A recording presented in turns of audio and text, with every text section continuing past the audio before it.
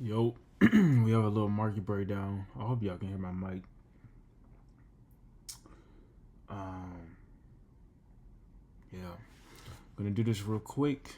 It's my first time looking at the market since Friday, so this is my raw inspection assessment of the market. Let's start off on gold. So gold, let's go on the daily. So after price was slowly trending to the downside, we definitely had this area of support which price respected. Let's call it 140. I said 140. Sorry, y'all. I'm a little tired. Let's call it 45.40 for right now. 45.40, which it respected. Initially, I looked at this on the 4 hour and looked at this as more of a break of structure, but this area right here was maintained, in which price broke structure to the upside and created a nice move last week on the hourly. You can see the nice pullback, higher low right here, and a nice continuation to the upside. Right now it is stabilizing at this point. I do see it continuing to the upside. Wouldn't be surprised if we get that, at least continuation to this area of resistance.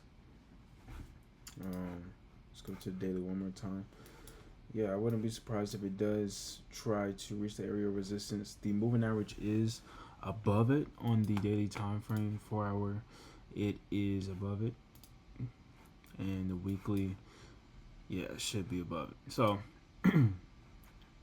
definitely just gonna watch this play this out, and potentially catch a little move, whether it breaks this area to the downside, which I doubt, or whether it respects it and heads back up to that area of resistance.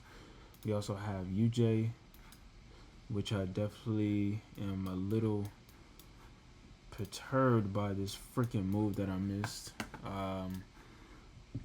Sucks, bro, because I definitely saw it coming.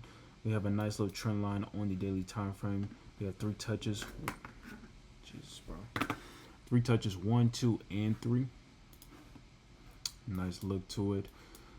Was confusing for a little bit after this major move, which happened, when was that, a week ago? Whereas price was in this consolidation range, broke out, made a crazy move, and then dropped all the way down here at like 2, 3 in the morning.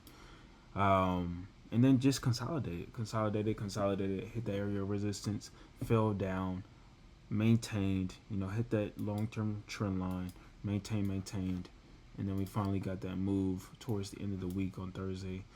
More so today, I think. Yeah, market open, price just flew to the upside. I was looking for, a potential setup on Thursday and Friday. Thought that we would get a minor or a smaller time frame break of structure to take advantage of it, but we did not get that.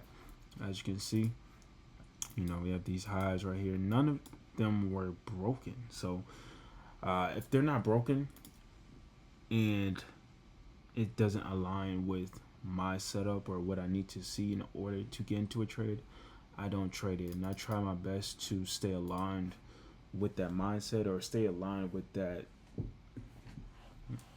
I don't know, criteria, I guess I would say. I'm starting to realize and understand that the best traders stay as close, or stay as aligned, or stay as disciplined to their setup or to their criteria as possible, and they don't deviate. So that's what I'm trying to exercise. Not trying, that is what I'm exercising.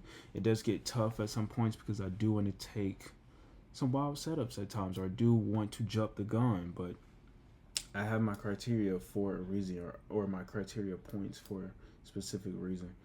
But I did miss out on this move. It was a nice little field play from point A, B, C. Still hasn't quite hit that negative 27, but it's going to hit it easily by the morning. Tough. Lastly, we have EJ, which is still, this is the one I just recently saw, still kind of in that consolidation point. Thought it was going to break out here, but it ended up respecting, slowly trying to get itself out of there. Did maintain support, and slowly breaking out of this. So Really, I'm looking at the characteristics of these candles, just seeing if they can maintain outside of this consolidation point rather than, a bullish bearish type of candle or type of formation. So ultimately, I really want to see a break of this area of resistance. Once we get that, I'll be a lot more confident that we'll get a move.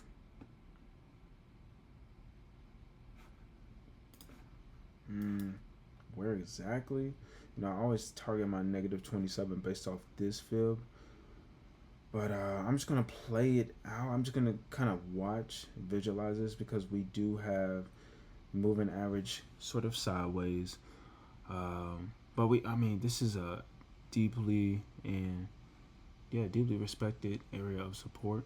So I do want to acknowledge that, while at the same time maintaining structure. So let's just see. Let's just see. If it breaks out of here, I'll be a lot more confident. I'm starting to look at the moving averages, and let me just pay attention to price itself. Once we break out of here, I'll be a lot more confident that we'll at least push to these previous lows. So that's what I'm looking at for the week. I'm tired right now. Still trying to figure out my schedule. Right now I'm basically I am full time with this trading stuff. So want to capitalize on trading, my learning process, finding a mentor, just bettering myself so I can become the best day trader. Literally the best day trader. Also heavily investing right now. And it's going pretty well right now. Portfolio is looking good. Stock's looking good. And yeah, man, we're just going to keep it rolling, making this money. But at the same time, just elevating ourselves and becoming the best versions of ourselves, which I always call our 2.0 versions of ourselves. Yeah. So another thing I need to hone in on, focus on better, is my speaking. So that's something I will also be taking a part in. Right now I'm taking Spanish classes. So we just elevated. We're elevating. You better be elevated too. If you watch my videos, what are you doing? You better be elevating in some way, some capacity. But I'll catch y'all next Sunday. Appreciate y'all for watching. If you did stick to this video this long, you are a real one. You are a real one. Yeah, I'll catch y'all.